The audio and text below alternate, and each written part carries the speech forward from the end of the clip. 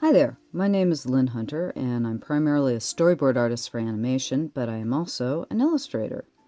And today I'm basically going to show you how to do a little bit of watercolor on a ballpoint pen drawing. This particular drawing started out initially with, I used a number 2B pencil.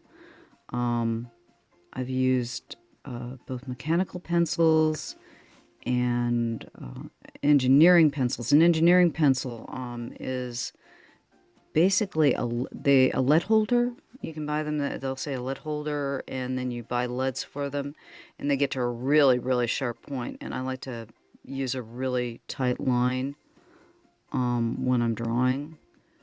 And so that's why I'll usually use a pencil holder, or I'll use a mechanical pencil, usually about number 0.05 or 0.07. Usually the 0.05, of course, is a lot tighter than the 0.07. This particular piece that you're looking at is called Hare Ball. I do visual puns, and this particular piece is a ball of hares. Now, if you've ever wondered about the difference between a hare and a rabbit, there is a difference. Rabbits live in the holes in the ground. They dig holes in the ground in very elaborate nests called warrens under the ground, whereas hares will live above the ground and they will build nests. And they usually have longer feet, usually bigger ears. When you think of a jackrabbit, that's a hare. And when you think of a cottontail, that's a rabbit. Now you'll note occasionally when I'm painting, I will have little hares pop up in my paintings. I have a cat. I have a cat and I love her dearly, and basically she gets into everything. If you have a cat, you will have cat hair everywhere. It's one of the occupational hazards of being an artist with a pussycat. I defy you to not get cat hair everywhere if you have a cat. The good thing about cat hair in watercolor paintings, they rarely do too much problem with your final, and they brush away when the watercolors dry. So they will occasionally be annoying, get into your brush, do things that you don't want them to do, but they're not the end of the world. You get used to it. It's like, okay, I can either get rid of the cat or not have cat hair when I'm painting. And I kind of really, really love my cat. Her name's Smudge. She's a black cat with a white smudge in the center of her chest. And so if you see me getting the occasional cat hair in my paint, that's where it's coming from. Well, the color I'm using right now is a mixture of a little bit of Sienna with burnt umber. The problem with all paints when they come out of the tube, at least I find, is that they're a bit too pure. No matter what color you're using, it'll be a bit too pure. I use a really, really basic set of watercolors. What we're using right now, like I said, is a little bit of sepia with a little bit of raw umber, and I'll throw in the warmth will be a burnt sienna. And I will mix the colors on the plate and actually on the painting while I'm working it. You can see there's a bit of raw umber, like right here. Well, whereas right in here, there's where I'm pulling in a little bit of burnt sienna. So I'm mixing the brown colors on the rabbits while I'm painting them, because jackrabbits themselves have a really amazing variety of color in their fur. It's not just a straight brown. It's a mixture of browns. And you'll also note I keep the colors pretty light as I start to paint. Watercolor is a transparent medium. So the thing is that it's the colors that show through the colors that make it amazing. And I didn't say it initially, but what I am painting on, I'm painting on arches 150 pound or 300 gram. You don't have to really know those numbers because that's what they sell them in. That particular weight of paper is heavy enough where it doesn't buckle. I'm one of these people, I don't stretch my watercolor paper. I hate stretching watercolor paper. I will usually buy it in blocks just because that's the most convenient and I don't have to stretch it. And I have a tendency, you'll note I'm painting, this technique is called wet on dry. The watercolor itself is wet, the paper is dry. So I'm painting wet into dry to get the technique that I want. And you'll notice there'll be like tight edges here. You can see that tight edge. But the thing is that when you add the water to it, all of a sudden that edge goes soft. So you don't always have to worry about, you'll get some pooling, you'll get some foxing of edges, and you just go with that. I mean, the thing is you have to get used to with watercolor. Mistakes are the things that the watercolor does is the watercolor is like your buddy. It paints with you. And if you don't fight it, if you let it do its thing, then you'll find that you'll enjoy the paint much more. The problem with, I think, a lot of people when they use watercolor is they get frustrated by the fact that the watercolor will often do a lot of its things on its own. It'll do things that you not necessarily want it to do. And what it is when you get used to painting with watercolor is learning how to make the accidents happen. Or it's amazing when you're painting for a while, you get for a feel of you may not have intentionally wanted something to happen, and it just does it on its own and it makes it feel better. That doesn't make sense, I know, but trust me on this one. It especially works well. Okay, I'm working. Sorry, didn't mean to hit the camera. I'm working with animals here. Animals are great to work with watercolor because you've got their fur has all different colors in it, and so the thing is that all the different pooling and shaping that the watercolor does on its own works so well with animal fur. And so with something like, a hare, this is great because their fur is full of so many different colors and the colors change in so many different places. And it's like with hares, okay, they have like little white feet for the most part. They'll be lighter on the underbellies and they'll be darker on the tops. And so you want to leave the areas of white, you try to leave white.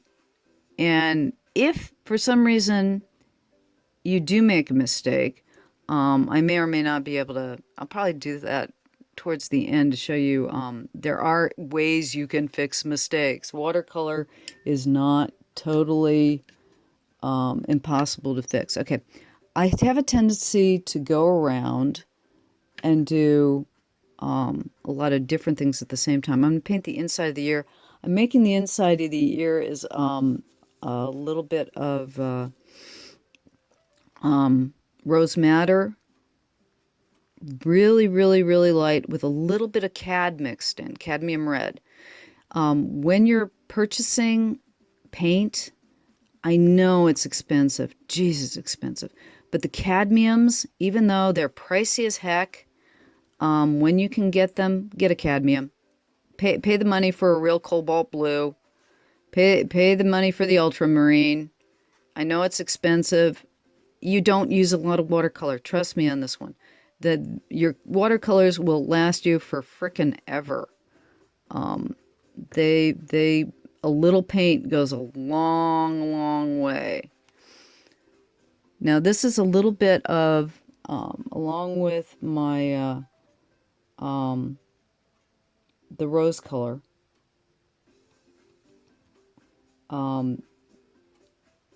There's just a hint of burnt sienna in there.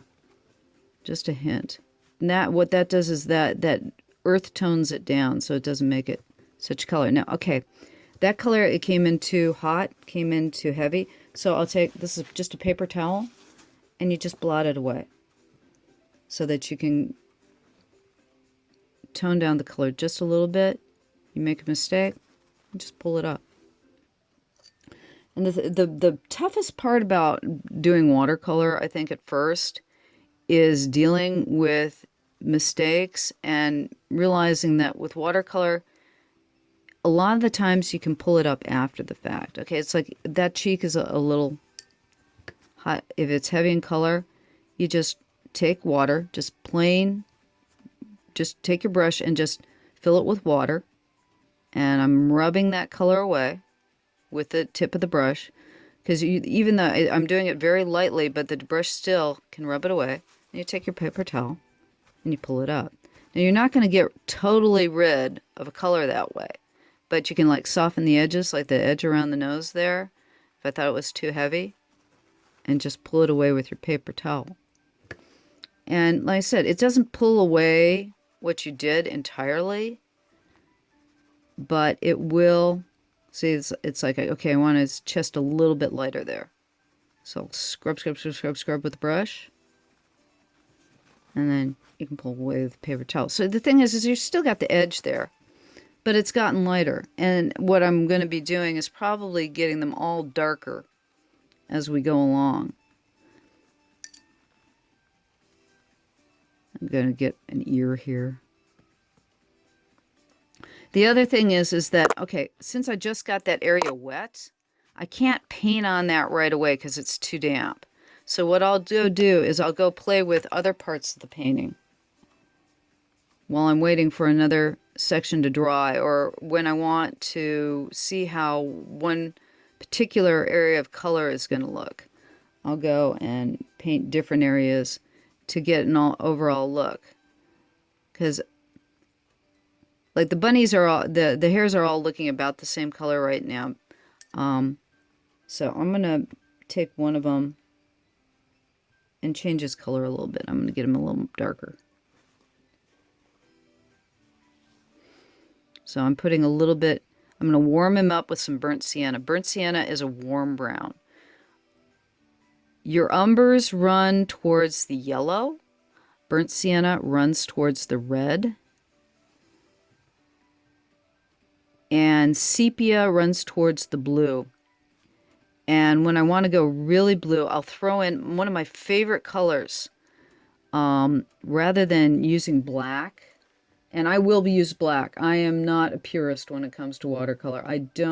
Some people, when it comes to watercolor, say don't use black. And I'm sorry, I am not a purist. I will use both Mars and lamp black when either one is called for, and I will use white occasionally too. So my attitude is use anything that works to get the image that you want to get. Don't, somebody who's a watercolor purist, okay, fine. You want to be a watercolor purist?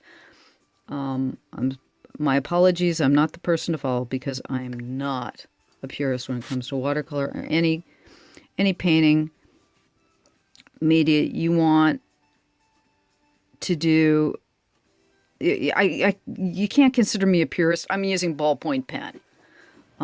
And let me go into that. Why I like ballpoint pen. Ballpoint pen, if you can see right now, it has a thick and thin to it. It goes gray, it goes black. It has a fun line. I like, you can see there are the little blobs. If I really don't like those, I'll pull them out later. And I'm not going to go into this video about the ballpoint pen stuff. I'll do it in another one. But ballpoint pen is water resistant. It's got basically, it's a petroleum distillate or petroleum base. Basically, oil is the base for your ballpoint pen. So the thing is that oil and water don't mix. And because of that, when you draw with a ballpoint pen, you can see I can paint over it and I still get my line coming through. Now, that being said, when I am done with this painting, when I'm completely done with this, I will go over it with the ballpoint pen again, so that I'll heavy up the lines and heavy up the details, and it will crispen everything up. So it's not like you put down the line and that's the end of it. This is like the preliminary, and then I'll go into it again. And that's about it for this video. Thanks a lot for watching. Really appreciate it. Hope you come back and look at the next one. Bye-bye.